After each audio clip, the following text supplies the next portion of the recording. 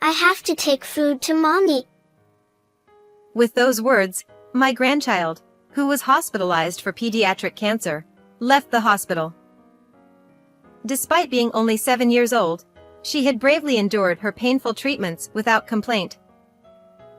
Upon hearing her words, I hurried to my son's house. But when I arrived, it wasn't my runaway grandchild I found, but my frail daughter-in-law. Why? I gasped at the sight before me. To my shock, she was pulling weeds from the garden and eating them. When she revealed an unbelievable truth, I made a firm decision in my heart. My husband Jason had just retired, and we were enjoying a leisurely life together. To supplement our income, I started a home vegetable garden, which grew to the point where I was considered an expert. It became a daily routine for us to work in the garden together, and when we had a bountiful harvest, we shared our vegetables with our neighbors. The joy they expressed over the delicious vegetables I grew was a source of motivation. Our only son, John, married Amy when he was 27. He met her at the company where he worked, which was run by her father. A year later, a lovely baby girl named Emma was born. Though we didn't live together, our family gatherings were always filled with smiles around our grandchild. From any perspective, we seemed like a happy family. We had no typical mother-in-law and daughter-in-law conflicts. In fact, I had a very good relationship with Amy.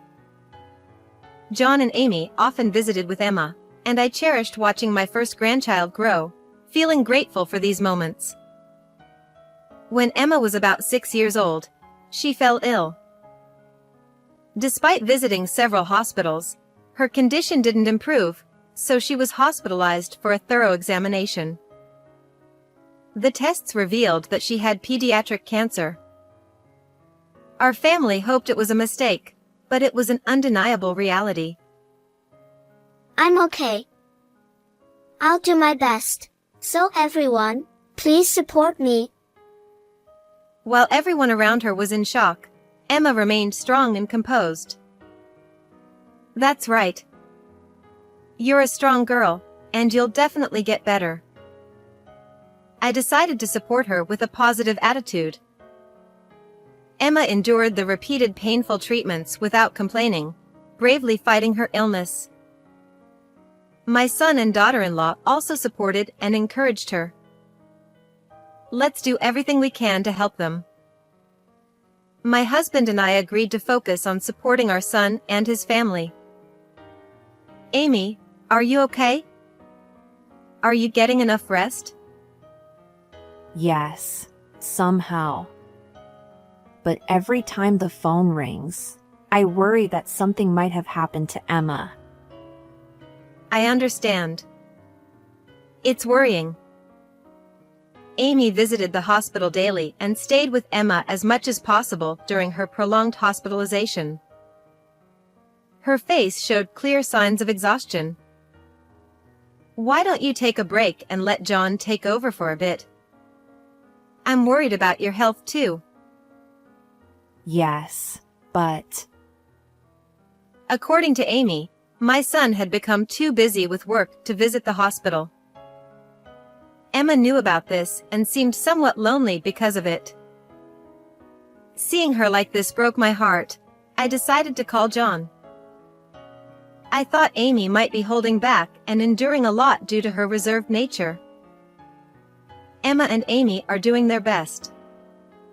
Can't you help out a bit more? What?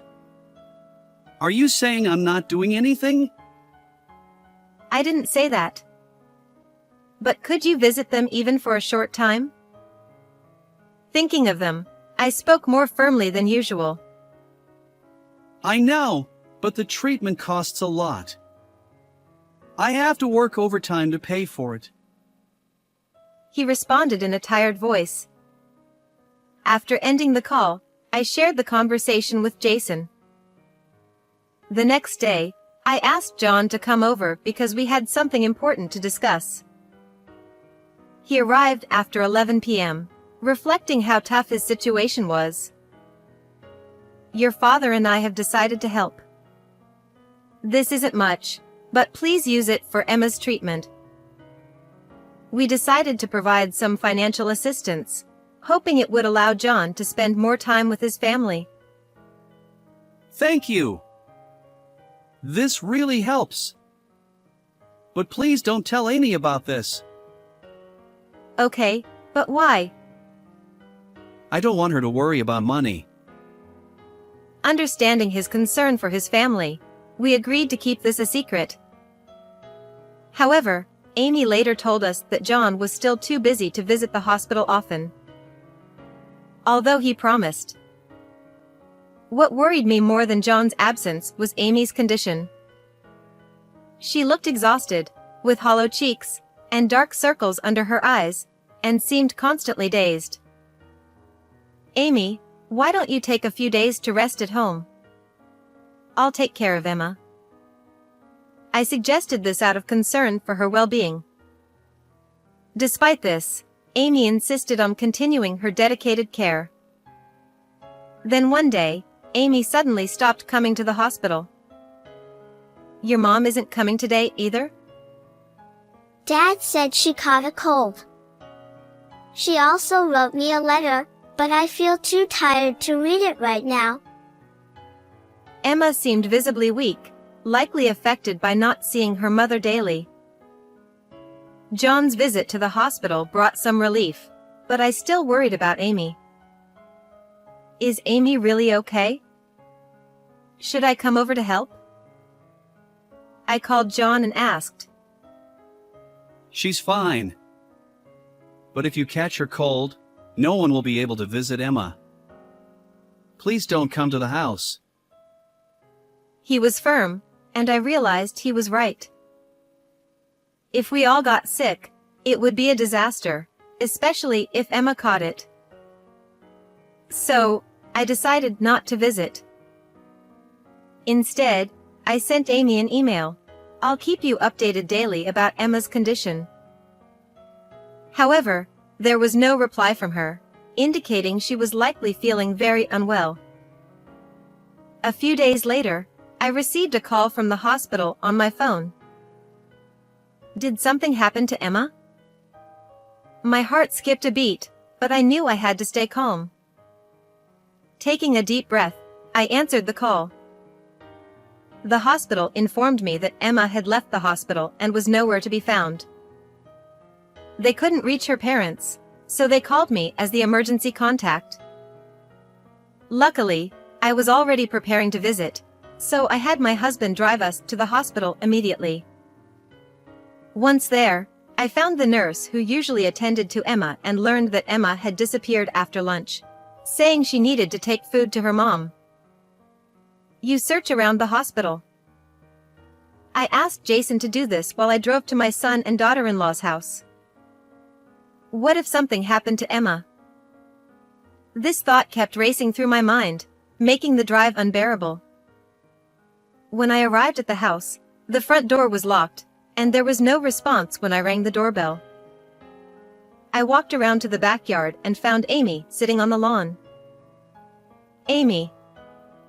Something terrible has happened. I called out to her as I approached, but she didn't respond. She had her back to me, and I couldn't see what she was doing. When I got in front of her, I was shocked and speechless.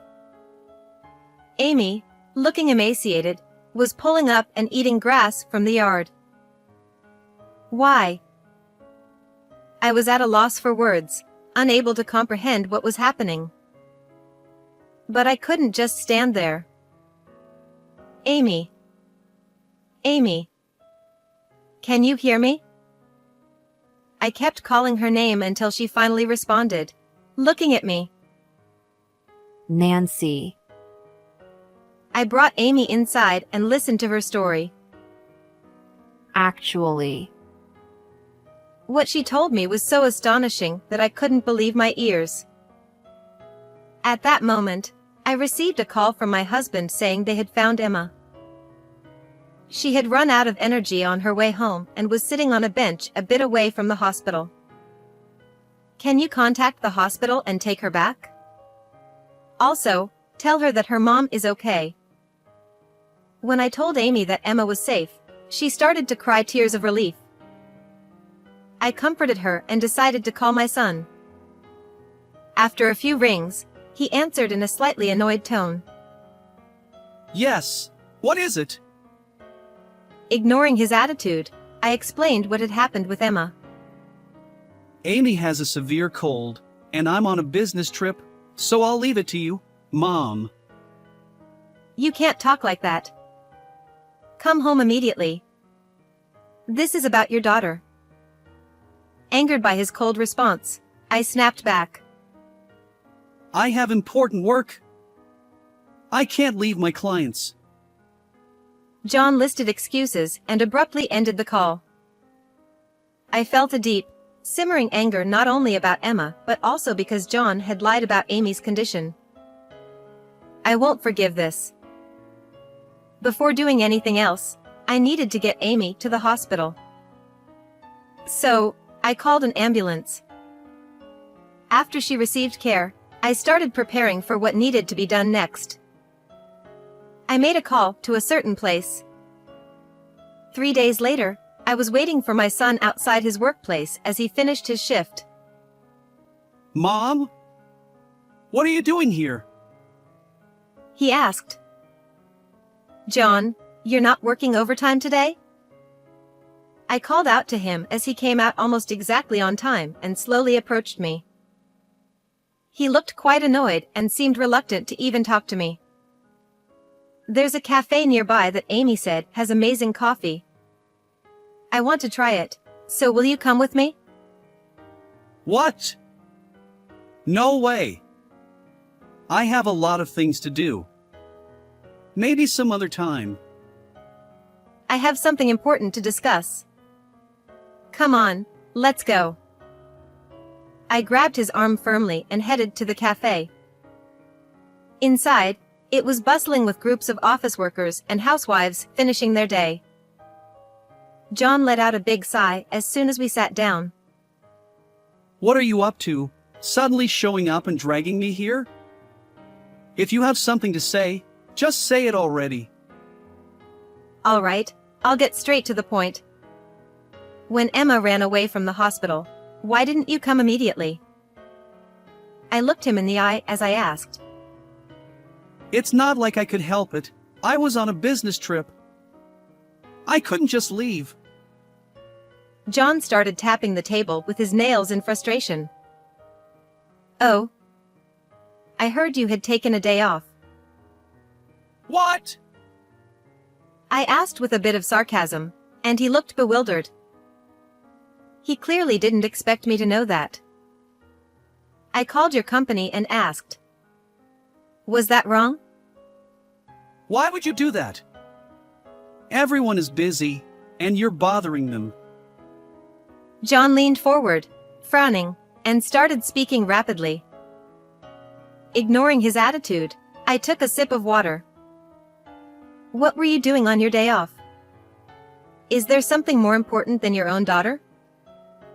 That's none of your business. With that, he turned away like a child. I then took a photo out of my bag and showed it to him. Were you on a trip with this woman? What? How do you have that? John asked, his eyes wide with shock. The photo showed John walking closely with a woman. Yes, he was having an affair. It probably started around the time Emma's illness was diagnosed, and the money we gave him was likely spent on her. The constant overtime was a complete lie. And here is proof of your trip. I took my phone from the table and showed him a screen. Look, you're clearly in the picture. Wait, what is this? What I showed him were pictures from his mistress's social media. They were holding hands and smiling broadly at the camera during their trip. Why do you have these, Mom? Amy originally found the photos, and you've seen those before, right? The social media posts, I tracked down myself. Actually, my daughter-in-law Amy had secretly started investigating John's infidelity on her own some time ago. She confronted him with all the gathered evidence. But you blew up at her when she showed you, didn't you? Then you started treating her horribly and even began to restrict her movements, I said. John snapped. How much do you know? Did you go to the house and meet her? I told you not to go. Your excuse about her being sick was a lie, I replied calmly to my son, who was desperately trying to argue back. The day my granddaughter escaped from the hospital, Amy confided in me about John's outrageous behavior, and I was shocked.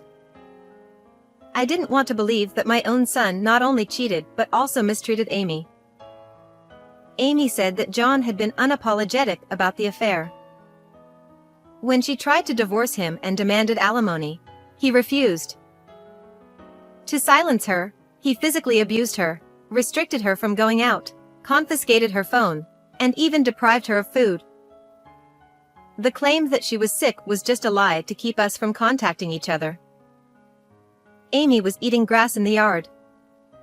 She was that desperate, I revealed. What? She did that? Unbelievable. He sneered, mocking her actions. She was covered in bruises and diagnosed with malnutrition. I continued, sharing what the doctor had told me at the hospital, but John seemed indifferent and played with his phone. Do you realize you're doing something utterly despicable? I asked, my voice filled with contempt. I can't get divorced. It would ruin my standing at the company. I'm supposed to take over someday. He replied, smirking as he looked up from his phone. Since Amy's father is the company's president, John likely thought any scandal, such as his affair, would be a massive problem. I made sure she didn't meet anyone to avoid her spilling the beans. He added, grinning. Moreover, John had threatened her, saying, if you run away, I won't pay for Emma's hospital bills or let her get treatment. Amy, increasingly cornered, ultimately decided to comply for the sake of their child. Thinking about Amy's plight breaks my heart. John said, Why did you go to the house, anyway? Because your precious daughter escaped from the hospital, I replied. Then you should have looked around the hospital. He retorted.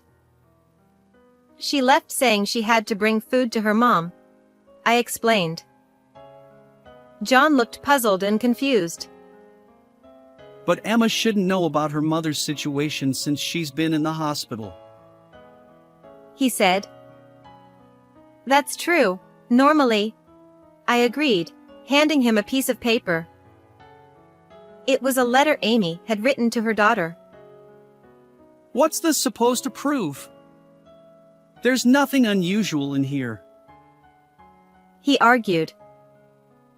The letter seemed ordinary at first glance, but it held a hidden message. What do you think happens if you read only the first letters of each line vertically? I asked. John took the letter, scanning it carefully. After deciphering it, he slammed the table in anger. Tell Grandma to help me. It hurts. I'm hungry. This was an SOS from Amy, I explained. Emma read this and escaped to bring lunch to her mom, I added, but John still seemed confused. But she hadn't visited her mother for a while. How could she have delivered such a letter? He protested. It appears you delivered it to the hospital, I said. What? He exclaimed. Amy had given John an envelope with documents for the hospital, including the letter for Emma. He had been too preoccupied with his affair to remember. After thinking for a moment, John realized. How cunning. But how did you decode it? It was a game Amy invented for Emma to enjoy while bedridden. I explained. Emma, weakened by her treatment, spent most of her days in bed. Decoding letters was a detective game they enjoyed together. The nurses and doctors knew about it. The only one who didn't was you, because you never visited, I said, staring at John. He scowled and made a loud, annoyed sound. Give me a break. It's her fault for having a sick child. She's a failure as a woman. He shouted. How can you say that? I responded, horrified. That's why it's okay to cheat on her. He continued without hesitation. His cruel words made me lose all patience and affection for him. I wondered where I had gone wrong in raising my son. All I felt was regret, knowing that Amy had suffered because of it. The only way I could atone was to ensure he faced the consequences of his actions. I've told Amy's father everything about your affair, her hospitalization, and the reasons behind it, I said. What? No. That can't be true. John began to panic. It is. Don't think you can do such terrible things and get away with it unscathed. What am I supposed to do? As my mother, can't you consider my position at the company? Think about how foolish you've been. I snapped. I placed the divorce papers Amy had given me in front of him. Seeing them, John finally seemed to grasp the gravity of his actions, and sweat began to form on his forehead. Mom, help me! Please apologize to Amy and the president with me. He pleaded, still hoping for a way out. But life isn't that easy. Stop relying on your parents. Take responsibility for your own actions, I said firmly. This was the final lesson I could teach him, and I pushed him away. He collapsed onto the table, sobbing. Later, the divorce was finalized. Amy demanded $20,000 in alimony, $10,000 from the other woman, $70,000 in child support paid up front, and $30,000 for emotional distress. John sold his house and took on debt to pay these amounts. It turned out that the other woman was a coworker, and both were transferred to different departments for disrupting workplace conduct. Coincidentally, someone from John's company was at the cafe where we talked, and the news of his affair spread. They both eventually resigned due to the hostile work environment. We cut ties with John. After several attempts to seek help from us, he eventually stopped coming, and we have no idea what happened to him. Amy recovered and was discharged from the hospital. Our granddaughter is doing well with her treatment and is expected to come home soon. We still keep in touch with Amy and our granddaughter, and I'm determined to support and watch over them. How did you find this story? Please subscribe to the channel. See you in the next video.